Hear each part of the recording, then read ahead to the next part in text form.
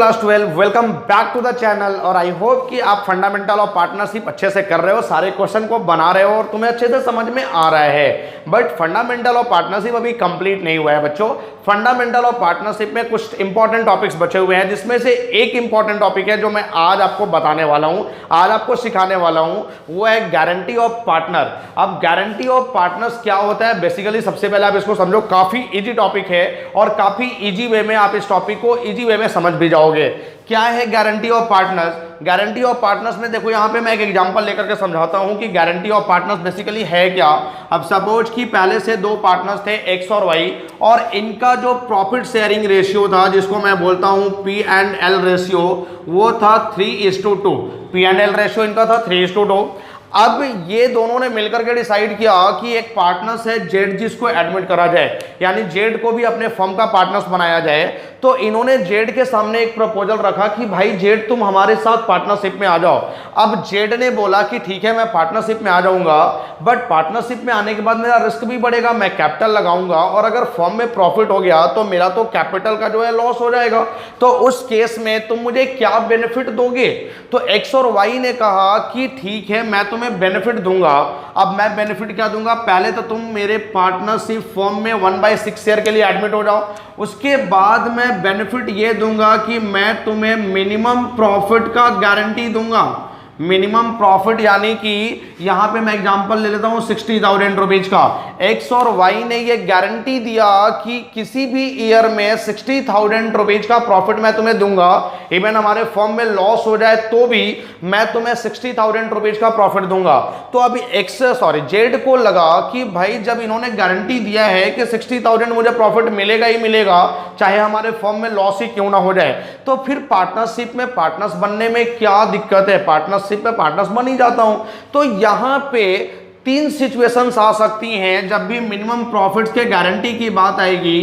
तो यहां पे तीन सिचुएशंस क्या क्या आ सकती हैं कि first situation, when guarantee given by a specific partner, guarantee given by specific partners की जो गारंटी दिया गया वो किसी स्पेसिफिक पार्टनर्स के द्वारा दिया गया। जैसे एक्स और वाई दो पार्टनर्स थे, तो यहां पे एक्स ने गारंटी दिया कि मैं तुम्हें 60,000 का प्रॉफिट दूंगा, इस बात की मैं गारंटी देता हूं। तो इस केस में क्या होगा कि जो भी जेड का शॉर्टेज अमाउंट होगा, जिसको मैं बोलता हूं डेफिशिएंसी। अब सपोज यहां पे कि जेड को गारंटी मिला हुआ था 60,000 रुपीज के प्रॉफिट का, बट जेड को मिला कितना? 60,000 का गारंटी था, लेकिन जेड को मिला केवल 40,000 रुपीज। तो यहां पे जो गारंटेड अमाउंट था और एक्चुअल प्रॉफिट जिसको जेड को दिया गया, इन दोनों में जो डिफरेंसेस आया 20,000 का, इस डिफरेंसेस को हम लोग बोलते हैं डेफिशिएंसी। तो यहां पे जो डेफिशिएंसी आ रहा है, इस डेफिशिएंसी को कौन कंपनसेट करेगा, कौन पूरा करेगा? गारंटी इसी चीजों का होता है। अब यहां पे पहला केस बनता है कि when guarantee given by specific partners, यानी गारंटी किसी एक पार्टनर्स ने दिया है, सपोज कि एक्स ने दिया है, तो यहां पे जो डेफिशिएंसी होगा, deficiency will B borne by a specific partner, यानी जो डेफिशिएंसी होगा वो स्पेसिफिक पार्टनर्स के द्वारा ही बॉर्न किया जाएगा। अगर गारंटी एक्स ने दिया है तो डेफिशिएंसी भी एक्स पूरा करेगा, और गारंटी वाई ने दिया है तो डेफिशिएंसी भी वाई ही पूरा करेगा। ये हमारा केस नंबर 1 है। केस नंबर 2 क्या है? व्हेन प्रॉब्लम इज साइलेंट, यानी प्रॉब्लम जो हमारा है वो बिल्कुल साइलेंट है रिगार्डिंग द गारंटी। गारंटी के रिगार्डिंग में प्रॉब्लम हमारा बिल्कुल साइलेंट है। कौन किसको क्या गारंटी दिया, यहां पे प्रॉब्लम बिल्कुल साइलेंट है। तो उस केस में क्या होगा? Deficiency will be borne by existing partner in there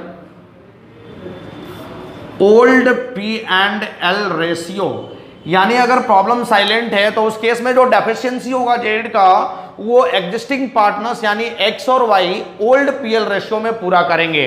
तो यहां पे जो डेफिशिएंसी होगा 20,000 रुपीज का, ये एक्स और वाई दोनों मिल करके ओल्ड रेशियो यानी 3:2 के रेशियो में पूरा करेंगे। तो 20,000 में x कितना पूरा करेगा, 20,000 इंटू 3/5 और y पूरा करेगा 20,000 इंटू 2/5, यानी 12,000 x पूरा करेगा और 8,000 y पूरा करेगा। लेकिन यहां पे जो डेफिशिएंसी था वो किसी एक पार्टनर्स को पूरा करना था। अच्छा, केस नंबर 3 हमारा क्या बोल रहा है, व्हेन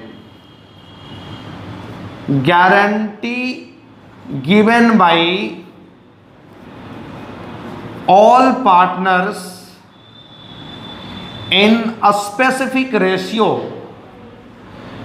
अब गारंटी सारे पार्टनर्स दे रहे हैं, जितने भी एग्जिस्टिंग पार्टनर्स हैं, जैसे हमारे पास दो एग्जिस्टिंग पार्टनर्स हैं एक्स और वाई, तो गारंटी किसके द्वारा दिया गया, एक्स और वाई के द्वारा, बट एक स्पेसिफिक रेशियो में। अब सपोज कि मैं यहां पे रेशियो ले लेता हूं 2:1, यानी जो भी गारंटी अमाउंट है, या मैं ले लेता हूं 3:1, कि जो भी शॉर्टेज होगा या डेफिशिएंसी होगा जेड का, वो सारे एग्जिस्टिंग पार्टनर्स 3:1 के रेशियो में पूरा करेंगे।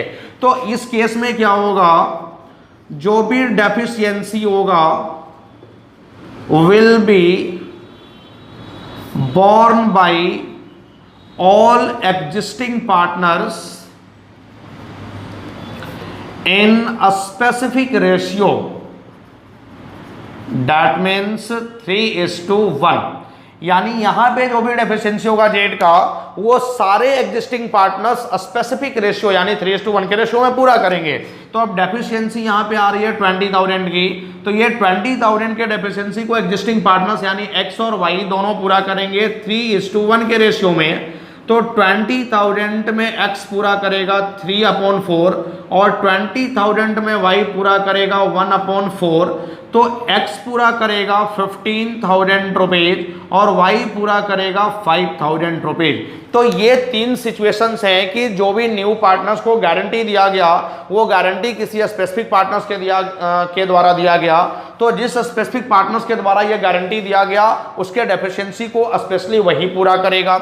या फिर प्रॉब्लम अगर साइलेंट है, तो उस केस में जितने भी एग्जिस्टिंग पार्टनर्स हैं वो डेफिशिएंसी पूरा करेंगे न्यू पार्टनर्स का अपने ओल्ड प्रॉफिट शेयरिंग रेशियो यानी 3:2 के रेशियो में। और उसके बाद अगर गारंटी दिया गया सारे एग्जिस्टिंग पार्टनर्स के द्वारा एक स्पेसिफिक रेशियो में, तो वहां पे जो भी डेफिशिएंसी आएगा वो बाकी बचे हुए पार्टनर्स एक स्पेसिफिक रेशियो में पूरा कर देंगे।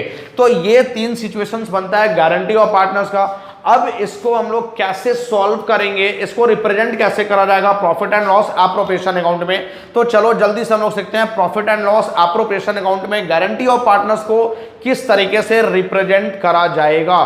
तब तक आप इसका स्क्रीनशॉट ले लो, उसके बाद मैं आता 2 सेकंड में और आपको बताता हूं फिर गारंटी ऑफ पार्टनर्स को कैसे रिप्रेजेंट करना है। चलो मैं एक क्वेश्चन तुमको सॉल्व कराता हूं और इस क्वेश्चन के हेल्प से हमारा गारंटी ऑफ पार्टनर्स बिल्कुल इजी वे में समझ में आ जाएगा। क्या क्वेश्चन बोल रहा है, X and Y are partners sharing profits and losses in the ratio of 2:1। X और वाई दो पार्टनर्स थे जो प्रॉफिट लॉस को 2:1 के रेशियो में डिस्ट्रीब्यूट कर रहे थे। दे एडमिटेड जेड, उन्होंने जेड को एडमिट करा as a new partner for 1/4 share in profit, यानी जेड एडमिट हो रहा है 1/4 शेयर इन प्रॉफिट्स के लिए। X and Y given guarantee to Z, X और वाई ने जेड को गारंटी दिया for a minimum profit of rupees 40,000 rupees का मिनिमम प्रॉफिट, यानी कि जेड को किसी भी ईयर में 40,000 रुपीज से कम प्रॉफिट नहीं मिलेगा। The profits for the year ended 31 March 2020 was rupees 1,20,000। 31 मार्च 2020 को जो प्रॉफिट्स दिया हुआ है 1,20,000 का दिया हुआ है। So the distribution of profit, आप प्रॉफिट को डिस्ट्रीब्यूट कैसे करोगे ये शो ऑफ करना है। तो देखो सबसे पहले अभी हमने आपको बताया कि अगर यहाँ पे प्रॉब्लम साइलेंट हो जाए कि जो भी न्यू पार्टनर्स है उसके गारंटेड अमाउंट को कौन पूरा करेगा, तो यहाँ पे एक्स और वाई दोनों ने गारंटी दिया, बस किस रेशियो में पूरा करेंगे इसके बारे में क्वेश्चन बिल्कुल साइलेंट है। तो अभी मैंने आपको बताया कि अगर ये मालूम नहीं है कि किस रेशियो में पूरा करेंगे, तो उस केस में ओल्ड रेशियो में ही डेफिशिएंसी को पूरा करा जाएगा। अब उसके बाद so the distribution of profit, तो प्रॉफिट को डिस्ट्रीब्यूट करने के लिए पार्टनरशिप में हम लोग क्या बनाते थे, जल्दी से मुझे बताना। पार्टनरशिप में बनाते थे हम लोग P&L एप्रोप्रिएशन अकाउंट। तो चलो मैं बताता हूं कि P&L एप्रोप्रिएशन अकाउंट बनाने के बाद किस तरह से प्रॉफिट को डिस्ट्रीब्यूट करना है और गारंटेड अमाउंट को एडजस्ट करना है। तो यहां पे मैं बना दे रहा हूं profit and loss appropriation account, profit and loss appropriation account, और ये आपका है ईयर एंडेड 31 मार्च 2020।